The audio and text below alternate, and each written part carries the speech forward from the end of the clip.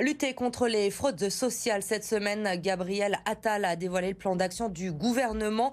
Une cyberbrigade va notamment être créée pour lutter contre les faux arrêts maladie. Il est de plus en plus simple aujourd'hui de s'en procurer sur les réseaux sociaux.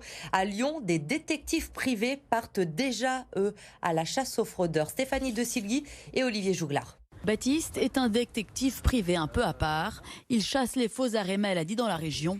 En ligne de mire, les arrêts longue durée. On voit des personnes effectivement qu'on imagine malades chez elles devant la télé et qui partent pour aller à l'aéroport avec les lunettes de soleil, le bob déjà sur la tête et puis la valise avec la serviette qui dépasse. J'exagère un peu, je force le trait, mais c'est l'idée. Souvent, effectivement, on constate qu'il y a une activité professionnelle parallèle parce que les personnes veulent mettre à profit ce temps-là pour que financièrement ça soit intéressant aussi. Des enquêtes qui se concluent par des rapports transmis à l'employeur. Des documents sans valeur juridique mais qui permettent de négocier le départ du salarié. Il peut régler le litige en interne avec son salarié pour lui faire comprendre entre guillemets que voilà, il a des éléments, on l'a vu à tel endroit, faire du sport, travailler chez un concurrent, etc. pour négocier ce qu'il veut. Si le dossier est amené à éventuellement aller en justice, on peut travailler en collaboration avec des huissiers.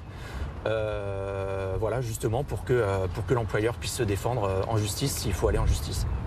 Sur le dernier quinquennat, les abus aux faux arrêts maladie ont été estimés à 30 millions d'euros. Pour lutter contre cette fraude, le gouvernement souhaite donc former 450 cyber-enquêteurs. Habiliter des agents de la Caisse nationale d'assurance maladie de pouvoir de police judiciaire, de cyber-enquête. Ils vont pouvoir, sous pseudonyme, aller répondre à certaines de ces annonces pour collecter des preuves sur l'existence de ce phénomène et qu'on puisse poursuivre et sanctionner les auteurs.